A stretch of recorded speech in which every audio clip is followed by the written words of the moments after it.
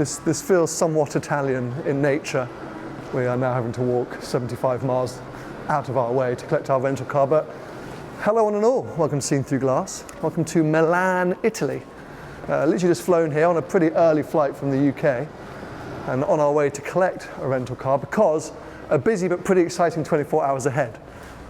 Predominant reason I'm here is to go and visit Alcantara because I'm coming to check out some material to use in my Cilindri. If you don't know, if you haven't been following, I'm kind of restoring my Cilindri, and I'm still a little bit undecided in terms of what colour I want for the interior. So I want to go and just touch and feel and see some materials.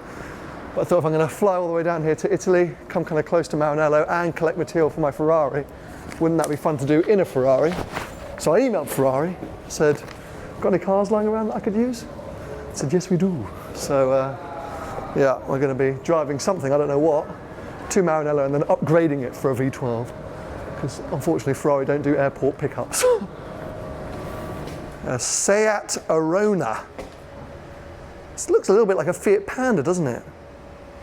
It's not particularly clean, but you know, hey, rental car life, it will be the quickest thing in Italy for the next hour or so as we make our way to Maranello. God, how am I going to get through here? Ooh, sorry.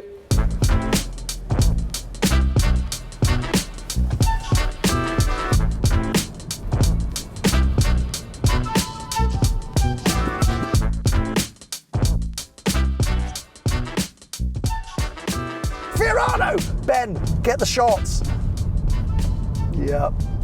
Oh, it's just, I'm so lucky to do what I love, but one issue with doing what you love is that you're constantly surrounded by your hobby, and it means that sometimes the passion wears off, but for some reason, with Ferrari, with Maranello, look at this, Portofino.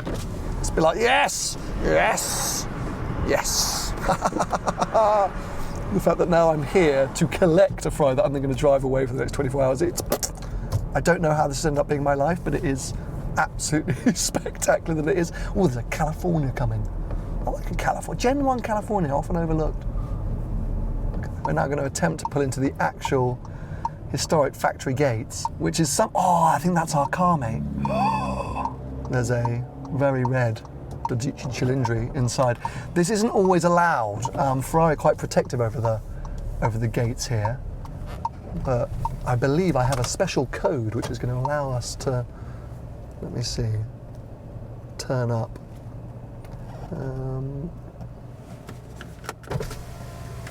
Buongiorno. Buongiorno.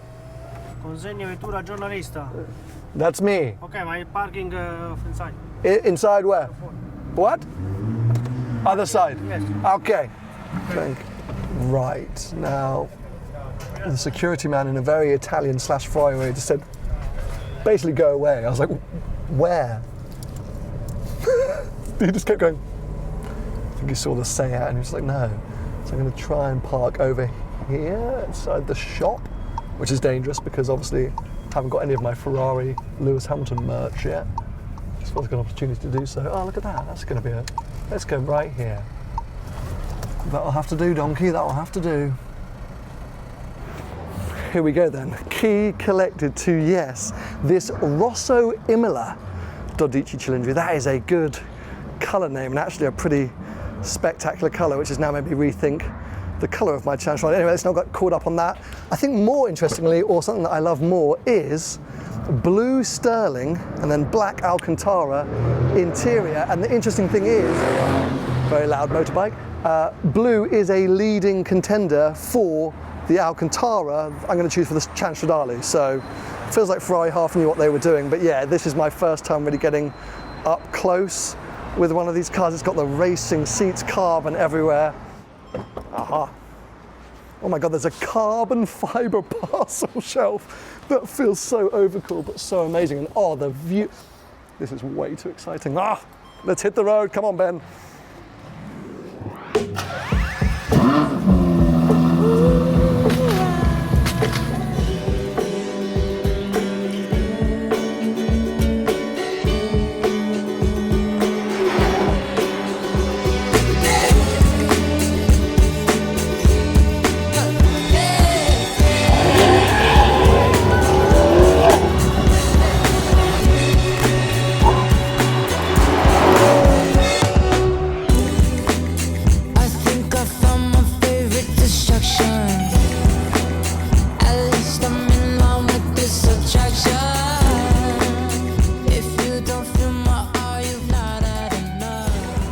Look at this now.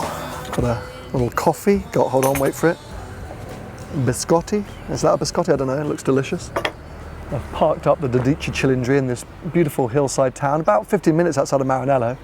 We've just been doing all the kind of pretty shots that I guess you would have just seen, really to allow me to familiarise myself with the car, because have I mentioned, it's got 830 horsepower and all the torque, which is kind of available immediately. I think peak torque is like 7,500 RPM, but there's something like a chunk of it's available straight away, and it feels like it. It's on winter tyres, this car, and it was moving around a lot.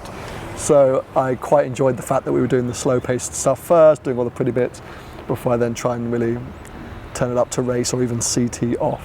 But yeah, I thought whilst we were sitting down like this, we would admire the looks of the car, because I think they've been a bit controversial since the car launched. People were a bit like, but I've really liked it ever since the covers came off. I'm like, yep, because I like anything retro inspired, and I believe this car's been inspired by Ferraris of the 60s and 70s. You can see a lot of Daytona in it, obviously, but many other cars, and I'm a fan. I even like the wheels, and I don't really like the wheels on most new Ferraris, but yeah, I've been enjoying it a lot. Cameraman Ben, not a fan, but we'll win him over eventually. I'm just taking in the moment, drink my coffee, eat my biscuit, and then get back into my Ferrari and drive off. What a day.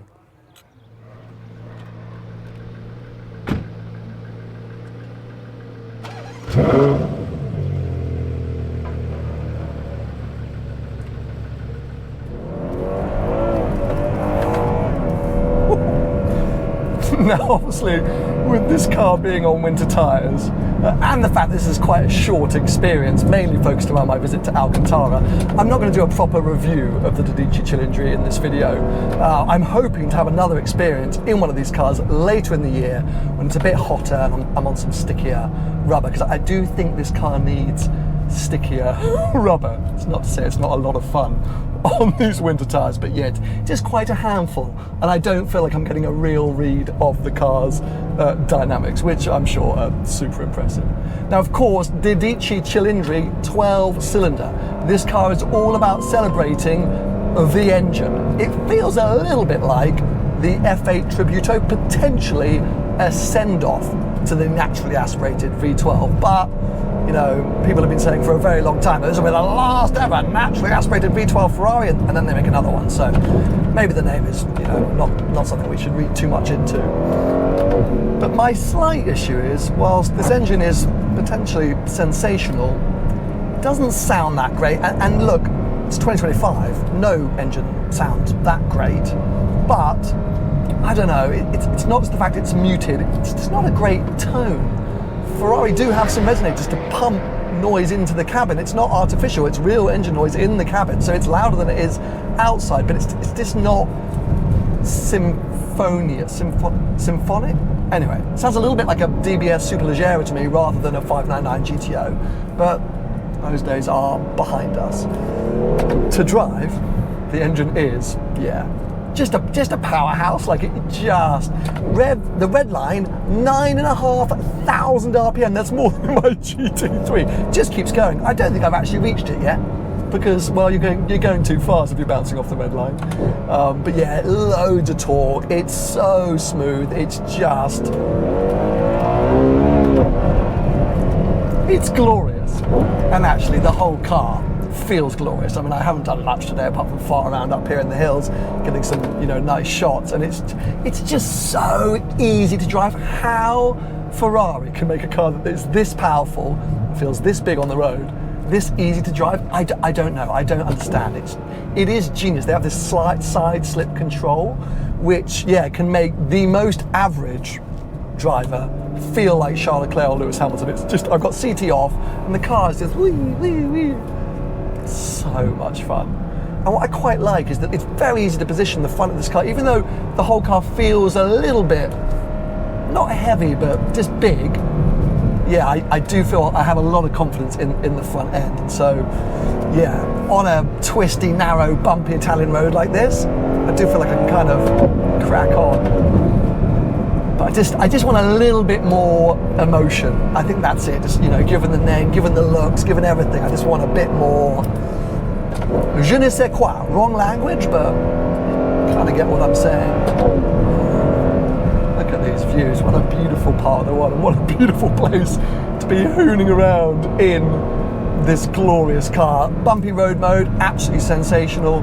We'll talk through the cabin and stuff tomorrow, I suppose, but yeah, initial impressions are that this thing is superb. It's obviously like a bit of an evolution of the 812 Superfast, but with a reworked version of the 812 Competizione's engine.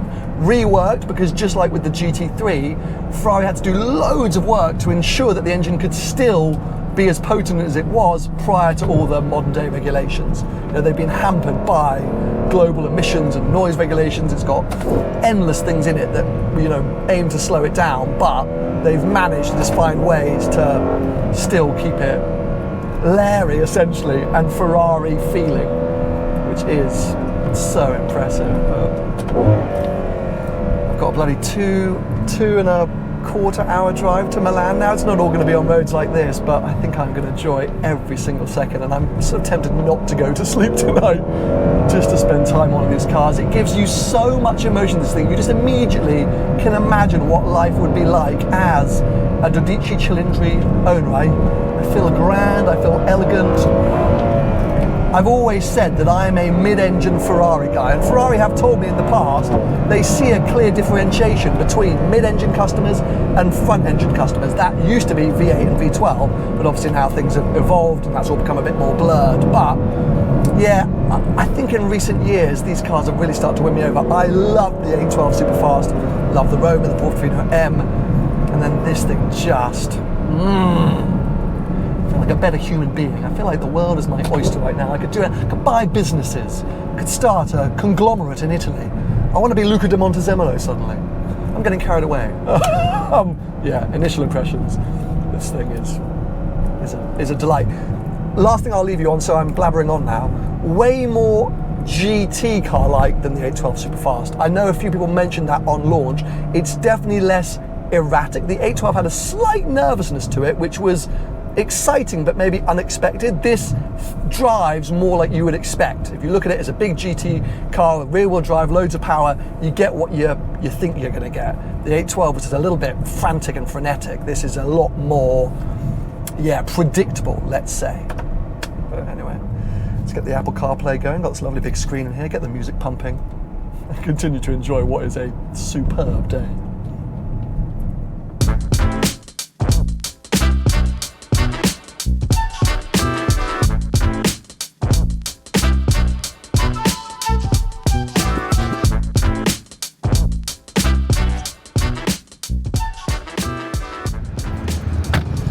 Well, that was a little hectic.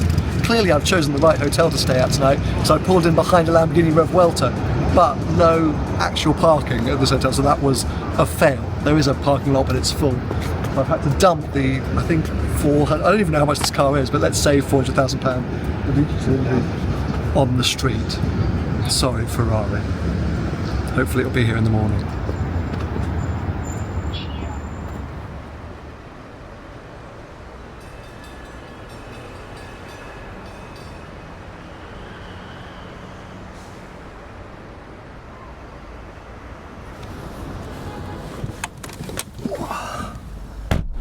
Well, good morning. A very nice night at the Mi Hotel in Milan. Anyway, I didn't really show you around in here yesterday, and I think this is a much improved cabin. We'll come back to the fact that the spec was very interesting for what we're about to do, but let me just put the ignition on. Firstly, just in terms of layout, I mean, that part of it is a little bit predictable. They've copied over the kind of dual zone element that we saw in the Roma and other cars as well, so the passenger and the driver areas feel different and unique, things like that. These are the lovely carbon racing seats, which I have to say were very comfortable. I have no idea how far we drove yesterday. Anyway, they were very comfortable for the entire journey. Everything's kind of where you wanted to be. But what I wanted to discuss is this big old central screen. If you've watched any of my other modern Ferrari reviews or content for the last few years, I've complained, well, never-endingly, about this haptic touchscreen steering wheel setup, which tends to really annoy me. But with this car, because you have this screen, which is where your CarPlay lives, I literally didn't have to touch the steering wheel once yesterday, apart from to turn it on and off and switch between the Manettino. I never went near it again. In the 296, your Apple CarPlay is in the digital dash up there, so you need to use all of this to navigate around it. But yeah, because of here, I can do all my climate control, do my nose lift, all of that stuff in here. I never had to engage with this. So big win. Passenger display, I still, never that fussed by. Got this lovely kind of carbon fibre shelf back here, which is supposedly for bags, but if you're putting bags on there, you are really rich, because that's going to scratch. What else do I have to tell you about? I don't know, it's a super nice place to spend time, and maybe we'll touch on it more today when we head back to Maranello. Unbelievably quiet and calm on the motorway. But let's talk about spec and let's talk about materials. So yeah, this car, as I think I mentioned yesterday, has this lovely blue leather, but mixed with this kind of black or charcoal Alcantara. I don't exactly know the exact colour of this, but I am fairly certain I will be using this exact material in the Cilindri Stradale, because Cilindri Stradale does have a lot of black elements, especially on the upper dash and things like that. Roof lining, well, I'll just be replacing this rather than changing it up, because that would be really brave to do like all one colour. The reason that Alcantara is so often used by Ferrari and many other companies, because of the lightweight characteristics. And of course, when you're in a Cilindri Stradale, a lightweight special, that's what you do, which is why I'm going down that route. I did contemplate doing leather, but I don't think it really fits with the ethos of the CS. There are plenty of CSs out there with leather interiors, but not quite right. I did mention though that the blue could be optional. There's a very nice Alcantara blue. But yeah, so anyway, nice mixture here. You've got some more of it there up on this dash, some contrast stitching. This spec is very me. Maybe a bit too much carbon fibre, but they've definitely gone for a lightweight vibe in this car, hence, yeah, buckets, carbon, Alcantara, etc., which I kind of get. Anyway, there you go, that's the interior. We have now got to navigate Milan at rush hour. Arriving at the hotel last night was a little bit terrifying. One complaint I will tell you is when you're doing slow speed manoeuvring in here, it disables the functionality of the CarPlay. So if you get your parking sensors come up and then they go off, you can't get back to CarPlay to see where you're going. Anyway, it was stressful. So I'm a tiny bit nervous about driving this large, expensive car through the town, but I guess we'll figure it out. And then yes, go and look at some more Alcantara.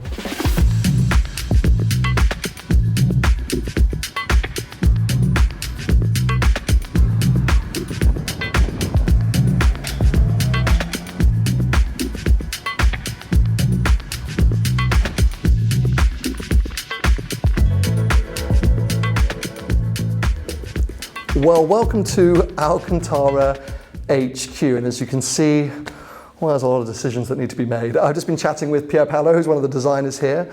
He's been trying to help me make a decision, and it's a hard thing to do because all of the colours.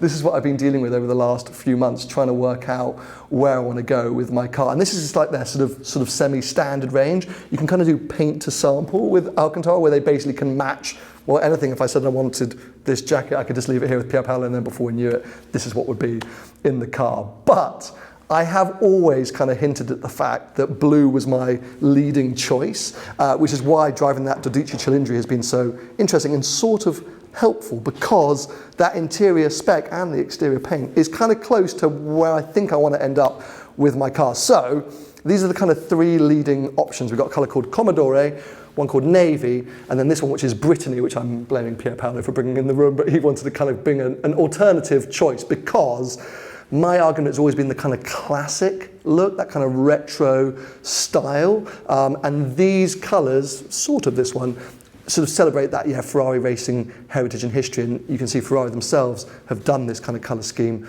with their latest car, the one that is downstairs. Here is the black, which we can see on the car downstairs. This will be used quite a lot because I need it on the dash, need it on the A-pillars and things like that, so that's why we've laid it out like this, so I can kind of compare and see how they contrast. Now, I think, unfortunately, Pier Paolo, I'm going to discard the slightly purple Brittany. It's a nice thing to consider, but anyway, let's focus on which is maybe the final two, Commodore and Navy.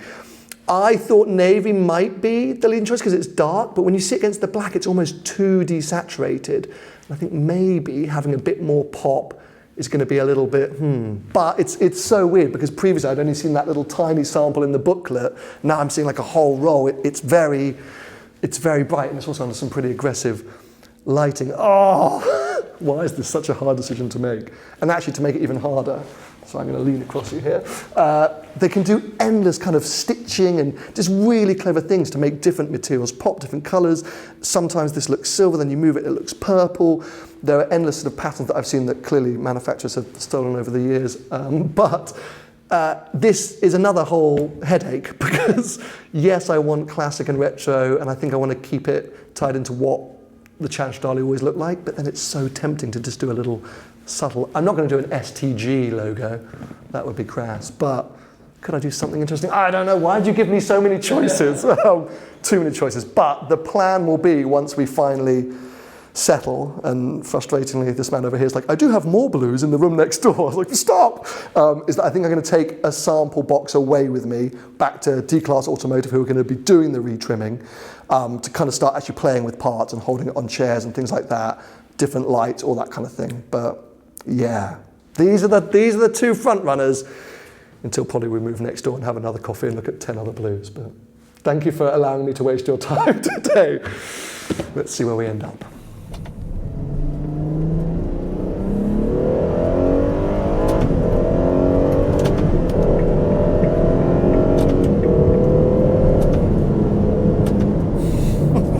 What an epic 24 hours it's been. I was going to knock it back into auto on the gearbox, bumpy road mode is on, I'm in sport, I can cruise. Because yeah, this thing is a really good cruiser. Actually, I can even put cruise control on, which does mean waking up the haptic steering wheel, one touch there, and a flick up. And yeah, adaptive cruise control, the V12 Ferrari. Oh, it's just an absolute delight, this thing. You notice how kind of relatively quiet it is here in the cabin as well. I've been really surprised by that, how it all really sort of just quietens itself down. I've had the music going, the sound system is actually impressively good, and yeah, I mean, it's got to be good, this car. It's all the money, but it really is. On the initial sort of launch, I felt like people were a little bit underwhelmed by this thing, but I think as your one-stop shop flagship V12 GT car from Ferrari, it's spectacular. It's actually made me kind of want to go and revisit the Roma again. It's a kind of, you know, half price example. Anyway, sorry, I'm getting carried away. I mean, it's Ferrari, how can I not? I have 154 kilometers back to Maranello, and I'm going to do most of that on the Italian Autostrada, which luckily for me isn't exactly the slowest highway in the world, so let's eke out every single minute and second I've got left with this car.